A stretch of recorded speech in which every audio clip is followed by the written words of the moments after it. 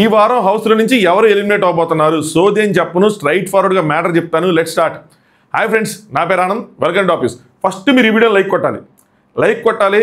ఆ video reach అవ్వడానికి మీరు హెల్ప్ చేయాలి. ఇది హెల్పే, నేను డైరెక్ట్గా అడుగుతున్నాను కాబట్టి ఖచ్చితంగా ఫస్ట్ లైక్ కొట్టండి. పక్కన సబ్స్క్రైబ్ బటన్ ఉంటుంది, సబ్స్క్రైబ్ కూడా చేసుకోండి. పక్కన బెల్ ఐకాన్ కూడా ఉంటుంది, దాన్ని ఎత్తున కూడా టంగ్ అని కొట్టేయండి.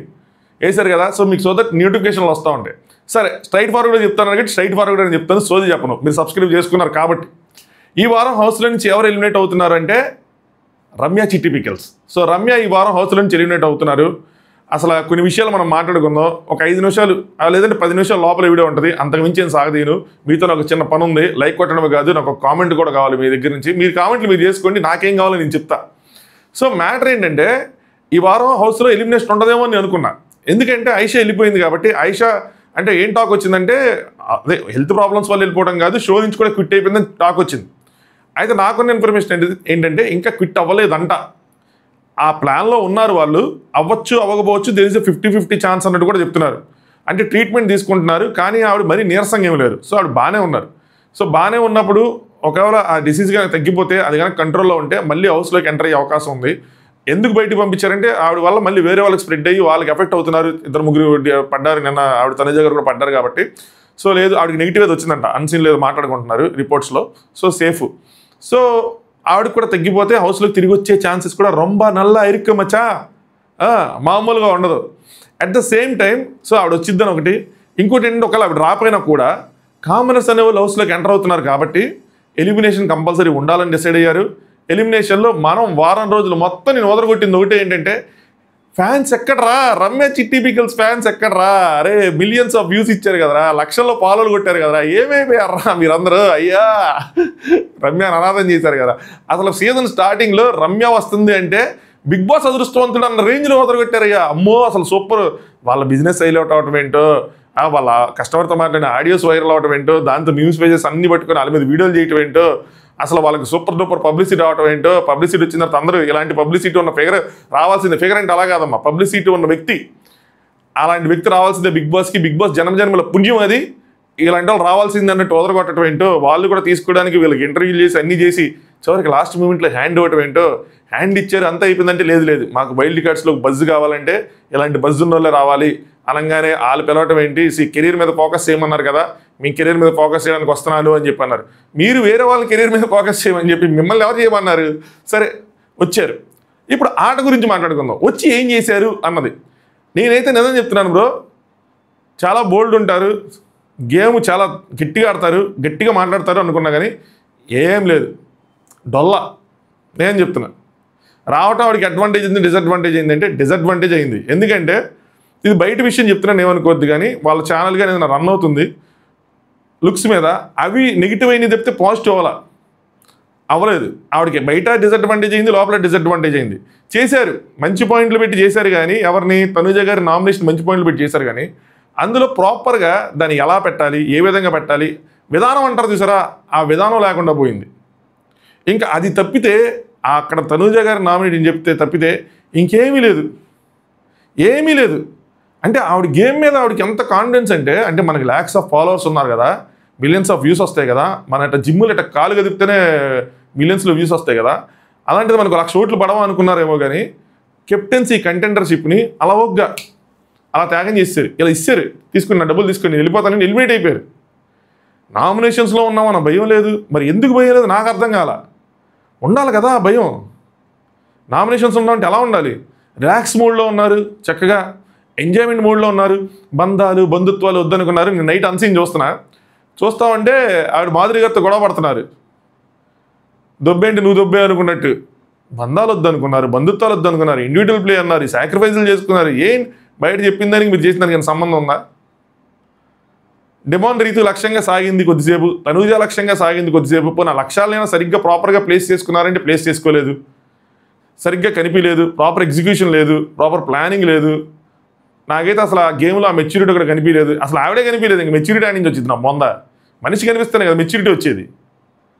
ఒక మంచి గోల్డెన్ ఆపర్చునిటీ చెప్పాలంటే బిగ్ బాస్ అనేది ఒక గోల్డెన్ ఆపర్చునిటీ. నేను ఒక పాడ్కాస్ట్ ఇంటర్వ్యూ ఇచ్చాను, చూడండి వాళ్ళంటే ఫస్ట్ కామెంట్ కింద లింక్ చేసి పెడతాను చూడండి. ఎందుకు కొంతమందిని బిగ్ బాస్ హౌస్లోకి తీసుకుంటారు, కొంచెం నెగిటివ్గా ఉన్న బయట నెగిటివిటీ ఉన్న వాళ్ళు ఎందుకు తీసుకుంటారు అంటే ఒక 3 పాయింట్లు చెప్పా. ఒకటి ఏంటంటే ప్యూర్ బిజినెస్, వాళ్ళకి బజ్ కావాలి, టీఆర్పీ కావాలి, డబ్బులు కావాలి, తీసేయండి. సెకండ్ది మన యాంగిల్ ప్రకారం ఏంటి అంటే మనం చూడాల ఎగ్జాక్ట్గా వాళ్ళకి ఏమైంది, వాళ్ళ సైడ్ తప్పు ఉందా లేదా, వాళ్ళు ఎలాంటి వాళ్ళు. సో అసలు అంటే మంచి చెడు రెండు కనిపించాలి బిగ్ బాస్ హౌస్లో. వీళ్ళు నిజంగా చెడ్డ వాళ్ళైతే ఈ చెడు కనిపిస్తేనే మంచి అనేది కనిపిస్తుంది, మంచి అనేది హైలైట్ అవుతుంది, మంచిగా ఉంటే ఎంత కష్టమో తెలిసిద్ది. సో ఆ విధంగా చెడు చూపిస్తా మంచిని కూడా నేర్పించే ఒక సాధనం అవుతుంది అన్న విధంగా ఒక సాయిబాబాలా చెప్పాను, అది సాధువులాగా. థర్డ్ది ఏం చెప్పానంటే వాళ్ళ కోసం చెప్పా, వాళ్ళకు ఒక గోల్డెన్ ఆపర్చునిటీ, అంటే వాళ్ళ పర్సనాలిటీ చూపించి వాళ్ళ వ్యక్తిత్వాన్ని చూపించి మేము ఎలాంటి వాళ్ళం అని చెప్పి చూపించుకోవడానికి ఒక గోల్డెన్ ఆపర్చునిటీ అని అనుకున్నా. అలాంటి ఒక ఆపర్చునిటీని కాలుతో తన్నుకున్నారేమో అనిపించింది లిటరల్గా. మంచి ఆపర్చునిటీ, దాన్ని ఎలా వాడుకోవాలో బిగ్ బాస్ని ఎలా వాడుకోవాలో అలా వాడుకోలేకపోయారు. To be precise, to be frank చెప్పాలంటే. వచ్చిన తర్వాత గేమ్లో చూపించాల్సిన మెచ్యూరిటీ కానీ, ఆ ఆట తీరు కానీ, మాట తీరు కానీ ఏది ఎక్కడా లేదు. దానితో కావాలని సున్నం పెట్టుకుంటున్నట్టు ఆవిడతో సున్నం పెట్టుకున్నారనమాట, ఎవరితో, తనుజ గారితో. పోనీ అదే పాయింట్స్ కరెక్ట్గా పెట్టిన విధానం కరెక్ట్గా ఉండాలా. మళ్ళీ గేమ్లో కూడా ఆవిడ డబ్బులు దుబ్బేస్తే ఆవిడ పౌచ్ మీద దేని మీద ఏదో రాశారంట, తిరిగి ఆవిడ పనిచేసింది. ఆవిడేదో పిల్లలో పెట్టుకున్నట్టు పెట్టుకొని ఫూల్ అని రాసింది, ఫూల్ అయ్యారు. ఏమైంది? ప్రాపర్గా గేమ్ అనేది ఇంకా అర్థం చేసుకోకుండానే, ఎదుటి వ్యక్తులతో ఆల్తీలతో మాట్లాడకుండానే గేమ్ అయిపోయింది. అలాగ వచ్చినప్పుడు మనం ఎంత బాగా కనపడాలి హౌస్లో, మనల్ని మనం ఎంత బాగా ప్రజెంట్ చేసుకోవాలి. ఒక ప్లాన్లో వచ్చారు. ఏంటి తెలుసా, నాకేమర్థమైంది తెలుసా, నేను ఒక మిడిల్ క్లాస్ అమ్మాయిని అని చెప్పి చూపించుకోవడానికి ఆ డ్రెస్సులు కానీ ఏవి కానీ అలా చూపించుకుని అదొక యాంగిల్, అది ఒకటి జనరేట్ చేద్దామేమో అనుకున్నారు. ప్రాపర్ ఎవిడెన్సెస్ అన్ని దొరికిన తర్వాత నేను మాట్లాడదాం అనుకున్నా. ఇంకా మనం మాట్లాడడానికి ఏమి లేదు కాబట్టి నాకు అనిపించింది చెప్తున్నా. ఒకవేళ రాంగ్ అయితే కనుక ఐఎమ్ సారీ. అలా చూపించుకోవాలని చెప్పి ఏదో ట్రై చేశారు, అది కూడా వర్కౌట్ అవ్వదు. సో అవ్వలేదు.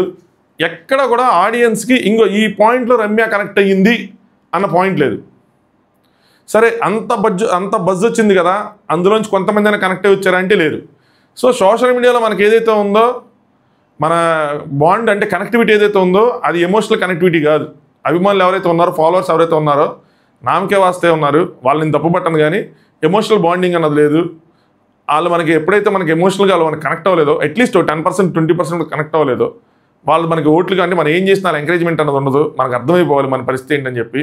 ఇప్పుడైనా సరే అట్లీస్ట్ దానికి తగ్గట్టు ప్రాపర్గా బిల్డ్ చేసుకోవాలి ఆ కమ్యూనిటీని. ఇన్ఫ్లుయెన్సర్ అవుతున్నామంటే డజంట్ మీన్ మనం ఏదో చేసేస్తే వచ్చేస్తారు ఫాలోవర్స్, తర్వాత ఏదో చేసేసుకుని కాదు. వాళ్ళ నుంచి మనకు ప్రేమ రావాలి, అభిమానం రావాలి, ఫ్రెండ్స్ అనో ఫ్యామిలీ అనో ఫీల్ అవ్వగలగాలి. అలా ఉంటే మనం ఏదైనా చేస్తే వాళ్ళ నుంచి అట్లీస్ట్ మన నెగిటివిటీ అనేది ఖచ్చితంగా ఉంటుంది, ఎవరికైనా ఉంటుంది. నేను ఎంత సాధు సాయిబాబాలా మాట్లాడినా నాకే ఉంటుంది, నాకంటే నాలాంటి వాళ్ళకి ఎవరికైనా ఉంటుంది. కొంచెం బోల్డ్గా ఉండే వాళ్ళకి ఇంకా ఖచ్చితంగా ఉంటుంది. బట్ ఎంతో కొంత పర్సెంటేజ్, 25%, 30%, ఒక 5 lakhs 6 lakhs పీపుల్ ఉంటే, ఒక 2 lakhs పీపుల్ కూడా టర్న్ చేసుకోలేకపోతున్నాం అంటే మన కమ్యూనిటీ ఎలా ఉందన్నది ఆవిడ బయట అది చెక్ చేసుకోవాలి. సో అది చూసుకొని వస్తే మాత్రం అంటే ఇది ఒక లెసన్ అనమాట. మనకి ఇలా ఉన్నారు ఫాలోవర్స్, మనం వస్తే మనం ఏదో అగ్రి చేస్తారంటే అవ్వదు అది. పైగా బిగ్ బాస్ ఫ్యాన్స్ కొద్దిగా డిఫరెంట్గా ఉంటారు, వాళ్ళ థాట్ ప్రాసెస్ డిఫరెంట్గా ఉంటుంది, వాళ్ళ ఐడియాలజీ డిఫరెంట్గా ఉంటుంది, వాళ్ళు బిగ్ బాస్ని చూసే కోణం డిఫరెంట్గా ఉంటుంది. సర్వైవల్ అనేది అంత ఈజీ కాదు, ఎంత ఫ్యాన్ బేస్తో వచ్చినా కూడా అది కూడా ఉంది. బట్ ఎనీవే ప్రాపర్గా ఎక్కడ కనెక్ట్ అయిపోయి వాళ్ళ ఫ్యాన్స్ లేక ఇటు బిగ్ బాస్ అభిమానుల్ని సంపాదించుకోలేక ఓటింగ్ నాకు తెలిసిన లెక్కలు చెప్తే మీకు మతిపోతుంది.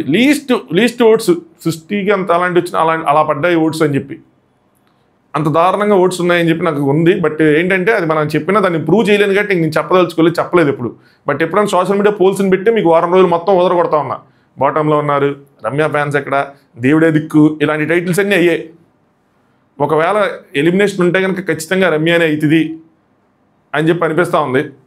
బిగ్ బాస్ టీం ఏదైనా కాల్ తీసుకొని రమ్యాని సేవ్ చేయడం తప్పితే ఓట్ల ప్రకారం చూసుకుంటే మాత్రం ఖచ్చితంగా రమ్యనే. అది త్రూఅవుట్ ద వీక్ కనిపించింది, సోషల్ మీడియాలో కనిపించింది, ఇన్స్టాగ్రామ్ పోల్స్లో కనిపించింది, యూట్యూబ్ పోల్స్లో కనిపించింది, ఎక్కడ పడితే అక్కడే కనిపించింది, ఎక్కడ పడితే అక్కడే వినిపించింది. సో అదనమాట సంగతి. మీరు నాకు ఏం చేయాలంటే ఇప్పుడు చెప్తాను చూడండి, రమ్యకి ఎలాంటి క్వశ్చన్స్ అడగాలి బజ్లో, శివాజీ అన్న దుమ్ము దులపాలి అనుకుంటే ఎలాంటి క్వశ్చన్స్ అడిగితే నెక్స్ట్ లెవెల్ పేలుతుంది అని మీరు అనుకుంటున్నారు. ఈ క్వశ్చన్ పడాలి భయ్యా, ఈ క్వశ్చన్ ఇది క్వశ్చన్ ఉండాలి, ఈ క్వశ్చన్కి ఈ క్వశ్చన్ ఉండాలి, ఈ క్వశ్చన్కి ఈ క్వశ్చన్ ఉండాలని చెప్పి మీరు అనుకున్న క్వశ్చన్స్ని ఖచ్చితంగా కామెంట్ చేయండి.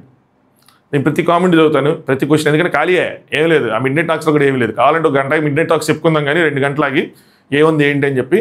బట్ ఈ క్వశ్చన్స్ అయితే మాత్రం కావాలి. సో సార్ మీరు పోస్ట్ చేయండి మీ వ్యూస్ ఎలా ఉన్నాయి ఏంటి అన్నది. సో చూద్దాం నెక్స్ట్ ఏం చేయాలి ఏంటి అని చెప్పి ఆ క్వశ్చన్స్ కొంచెం ఉపయోగపడతాయి ఖచ్చితంగా, అది మాత్రం నేను చెప్పగలను.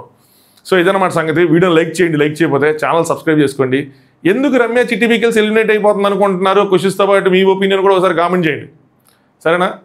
సో అదనమాట సంగతి. ఎలిమినేషన్ ఉండదు అనుకున్నాను, ఉంది. సో దీని ప్రకారం ఏంటంటే కామనర్స్లో ఉంటారా ఉండరా అని డౌట్ ఉంది. సో ఉండే అవకాశం ఇప్పుడు కొంచెం పెరిగినట్టే, ఎలిమినేషన్ చేశారు కాబట్టి. ఐషా ప్లస్ వీళ్ళు అయ్యారంటే వాళ్ళల్లో ఒకళ్ళైనా ఉండే అవకాశం అయితే కనిపిస్తుంది వీక్ తర్వాత. సో ఈ పరిణామాల మీద ఈ పరిణామాలు డిపెండ్ అయి ఉంటాయి అనమాట. అది సంగతి. అంతే, మళ్ళీ మిడ్ నైట్ టాక్స్తో మళ్ళీ కలుసుకుందాం. Thanks for watching top views.